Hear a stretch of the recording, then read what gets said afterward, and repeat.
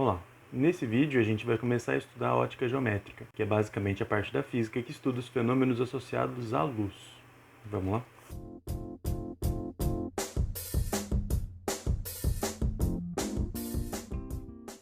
Então vamos lá. Esse primeiro vídeo ele vai servir para a gente introduzir um pouco da ótica geométrica, ver quais são os principais princípios que vão nortear o nosso estudo e os principais fenômenos ópticos que a gente vai estar estudando durante esse curso. Então, primeiro, antes de falar de ótica geométrica e dos princípios, a gente precisa saber o que é luz. Afinal, a ótica ela se baseia em fenômenos luminosos, né? Fenômenos que dependem da luz para acontecer. Então, o que é luz? A luz é uma radiação eletromagnética que é capaz de sensibilizar os nossos olhos. Os nossos olhos, como a gente vai ver mais para frente, eles têm células que são sensíveis à luz. Elas identificam a presença de luz e, em cima disso, enviam impulsos nervosos para o nosso cérebro, que interpreta esses impulsos e forma a imagem que nós estamos enxergando. Por isso, a gente define a luz, e essa é a definição mais simples, mais correta, como radiação eletromagnética que é capaz de sensibilizar os nossos olhos. A luz ela é admitida como onda e partícula simultaneamente. E essa definição dual difere o estudo da ótica em dois. Então a gente tem o estudo da ótica geométrica, que considera a luz como sendo partícula, e o estudo da ótica física, que considera a luz como sendo onda. O que é a ótica geométrica? A ótica geométrica é o ramo da física que estuda o comportamento da luz quanto partícula. E isso daí nos permite fazer algumas simplificações geométricas. A gente consegue aplicar a geometria, principalmente semelhança de triângulo, na maior parte dos estudos que nós fazemos em ótica geométrica. Para entender como funcionam, como ocorrem os fenômenos, a gente precisa entender como a gente consegue produzir luz. A gente produz luz por meio de fontes luminosas. Então, uma fonte luminosa é basicamente um corpo que emana luz. Essa luz ela pode ser própria ou pode ser proveniente de um outro corpo. A gente classifica esses corpos de duas maneiras: ou fontes primárias e secundárias, ou fontes pontuais e extensas. A primeira classificação. O que é uma fonte primária? A gente chama a fonte primária também de corpo luminoso. As fontes primárias elas são corpos que emitem a própria luz. Exemplos de fontes primárias: as estrelas, que possuem reações químicas no interior delas, que produz luz. Uma lâmpada, que produz luz por meio de aquecimento de um filamento dentro dela. E o Sol, que assim como as estrelas, também produz a própria luz.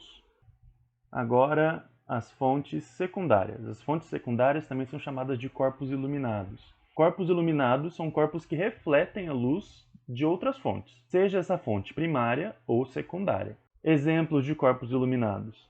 A Lua ela é um corpo iluminado porque ela reflete a luz do Sol. E os diversos objetos que nós temos aqui, então, galinhas, um lápis, uma folha de papel, todos esses corpos são corpos iluminados. A gente enxerga eles, enxerga a luz deles, porque eles refletem luz de alguma outra fonte.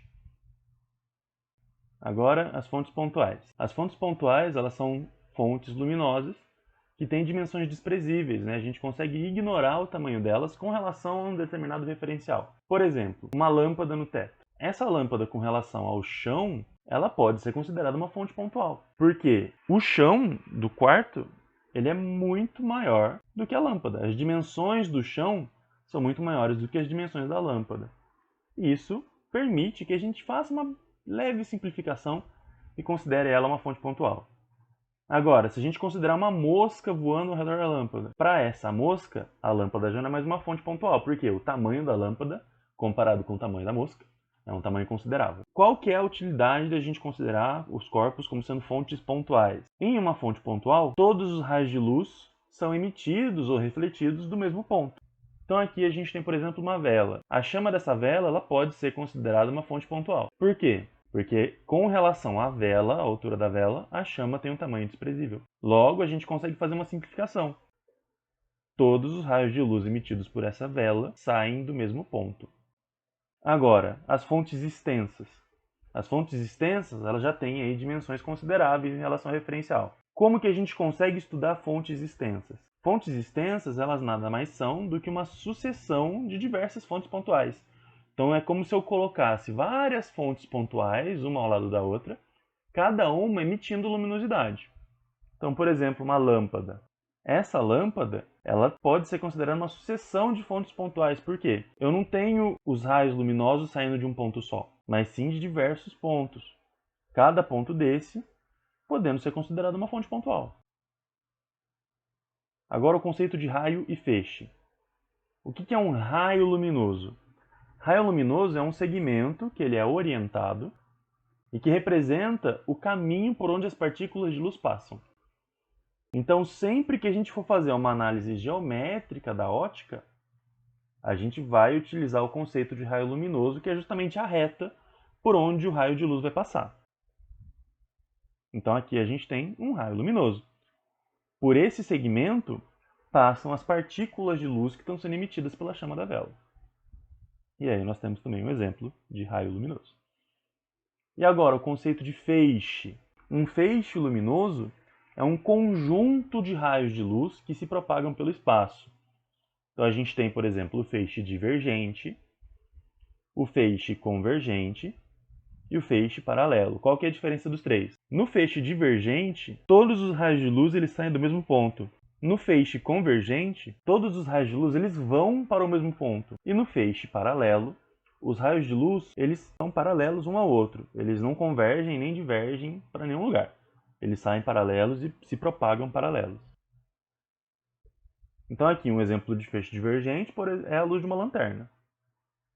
Um exemplo de feixe convergente é o que acontece com um raio de sol quando a gente coloca uma lupa, né?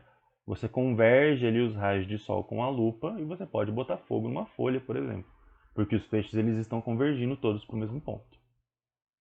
E um feixe paralelo é o que a gente tem nesses canhões de luz. Esses canhões de luz para show, para espetáculo, eles emitem feixes paralelos, raios de luz paralelos entre si. Os principais meios físicos. O que é um meio físico? Um meio físico é um meio no qual a luz ela vai se propagar ou não. A gente tem três principais meios físicos. A gente tem o meio transparente, translúcido e opaco. Qual que é a diferença entre esses meios? No meio transparente, os raios de luz eles entram nesse meio e saem sofrendo um desvio, mas continuam paralelos entre si. Agora, um meio translúcido, os raios de luz entram nesse meio e saem totalmente desordenados. E um meio opaco simplesmente não permite a passagem de luz por ele. Um exemplo de meio transparente. A água que está nessa mão. Vocês não enxergam a água simplesmente, de tão transparente que ela é. O que está acontecendo aí? Os raios de luz que saem do Sol, eles incidem na superfície da água e a hora que eles adentram nesse meio, eles permanecem paralelos, com um leve desvio, mas permanecem paralelos. Eles permanecem do mesmo jeito, como se eles estivessem se propagando no ar. Paralelos da mesma forma. Um meio translúcido, ele permite a passagem de luz, mas permite uma passagem desordenada. Então, por exemplo, eu consigo ver que a luz está passando, mas ela não está passando de uma forma que me permita observar a imagem do outro lado. Ela está saindo totalmente desordenada. É o que acontece, por exemplo, nessas janelas que tem uma certa ondulação. Essas ondulações provocam uma refração, que a gente fala, a gente vai estudar daqui a pouco, totalmente desordenada. Os raios eles incidem paralelos, mas eles não saem paralelos. Vai cada um para um lado. Isso daí é o meio translúcido. E o meio opaco é aquele meio que impede a passagem de luz totalmente. Ou seja, eu não consigo ver o que tem do outro lado. Os princípios da ótica geométrica, e isso daqui é a parte mais importante dessa aula. Todos os fenômenos ópticos que a gente vai estudar respeitam os três princípios da ótica geométrica, que são quais? O princípio da propagação retilínea, o princípio da independência dos raios luminosos e o princípio da reversibilidade dos raios luminosos. O princípio da propagação retilínea, ele diz basicamente que a luz ela sempre se propaga em linha reta quando em um meio ordinário. O que é um meio ordinário? É um meio transparente, homogêneo e isotrópico. Vamos lá. Transparente. Os raios de luz eles não sofrem desvio nesse meio. Homogêneo. Ele tem uma composição homogênea, ou seja, a composição em todos os pontos desse meio é a mesma. E isotrópico por quê? Todas as propriedades desse meio são as mesmas em todos os pontos. Então, densidade, índice de refração, são todos os mesmos. O que provoca que a luz que se propaga em meio ordinário ela não sofre desvio. Ela se propaga de forma retilínea. Por exemplo, aí nós vemos que fora da água a luz está se propagando retilineamente. E dentro da água também. Por mais que ela sofra um leve desvio ao entrar na água, fora da água, no ar, a gente tem um meio ordinário. E a água também é um meio ordinário, diferente do primeiro, diferente do ar, mas também é um meio ordinário. Por passar de um meio ordinário para outro meio diferente, ela sofre esse leve desvio, mas ela continua se propagando retilineamente dentro desse meio. O princípio da independência. O que ele diz? Ele fala que se dois raios luminosos eles se cruzam, eles não interferem na trajetória nem nas características um do outro. É o que acontece com essas luzes de show, né? A gente tem vários canhões ali que emitem vários feixes luminosos. Esses feixes se cruzam e não se altera em nada a trajetória deles, a coloração deles. Há uma leve mistura de cores ali na hora que eles se cruzam. Mas a hora que eles se descruzam, eles continuam exatamente da mesma forma, como se não tivessem se cruzado. Né? E o princípio da reversibilidade, ele diz o que pra gente? Que a trajetória de propagação dos raios luminosos ela independe do sentido de propagação. Então eu posso ter um raio de cima para baixo, de baixo para cima. Se eles forem emitidos nas mesmas condições, tanto faz eu emitir o raio de baixo para cima ou de cima para baixo, ele vai seguir o mesmo caminho. A gente está em um ambiente com uma baixa luminosidade para que a gente consiga observar os feixes luminosos que vão estar sendo usados aqui. Então o primeiro princípio que nós temos é o princípio da propagação retilínea, ou seja, eu tenho um laser aqui. Se eu emito um raio de luz, esse raio de luz ele tende a se propagar em linha reta, que é o que acontece aqui. A gente pode observar isso. Ó. Esse raio de luz ele está se propagando em linha reta. Esse é o princípio da propagação retilínea. O segundo princípio é o princípio da independência dos raios luminosos. Eu tenho aqui um outro laser, vou estar emitindo também um raio de luz. E percebam que esse raio de luz ele está se cruzando aqui com o outro, mas um não interfere nem na trajetória, nem nas características do outro raio de luz. Eles se propagam de forma independente. Mesmo se cruzando, a gente consegue observar um ponto de maior intensidade onde eles estão se cruzando, mas a partir do momento que eles se separam, eles continuam se propagando como se o outro raio não existisse. E o terceiro princípio da ótica geométrica é o princípio da reversibilidade. Então percebam vocês o seguinte, esse raio de luz, ele antes do espelho, ele está se propagando de forma retilínea e depois também. Mas ele sofre um leve desvio, né? O que acontece se eu mudar o laser de lugar? Então, ao invés dele estar passando por aqui, ele vai ser emitido por aqui. Ó. O raio de luz ele passa exatamente pela mesma trajetória que ele estava passando antes, porque o raio de luz ele é reversível. Os principais fenômenos ópticos que a gente tem, quais são? Primeiro, a gente precisa saber o que é um fenômeno óptico. Um fenômeno óptico é um acontecimento relacionado à luz. Quais são os principais fenômenos ópticos que a gente vai estudar? A reflexão, a refração e a difração ou dispersão luminosa. A reflexão é basicamente um fenômeno no qual a luz ela incide sobre uma superfície e retorna para o mesmo meio de onde ela veio. É o que acontece, por exemplo, em um espelho. O espelho é um dispositivo de reflexão. O raio de luz ele incide na superfície do espelho e volta para o mesmo meio do qual ele veio. A refração. A refração é um fenômeno no qual a luz ela incide sobre uma superfície que permite a passagem de luz para outro meio. Então, por exemplo, a superfície de um lago. A luz ela vem se propagando no ar, incide na superfície desse lago e passa para a água. Mudou de meio, essa luz ela acaba mudando de velocidade e essa velocidade diferente faz com que ela sofra um leve desvio. É o que acontece, por exemplo, aqui. Nós temos aí um copo com água. Em cima a gente tem o lápis exposto ao ar, que é o mesmo meio no qual nós estamos imersos. A gente vê o lápis de uma forma.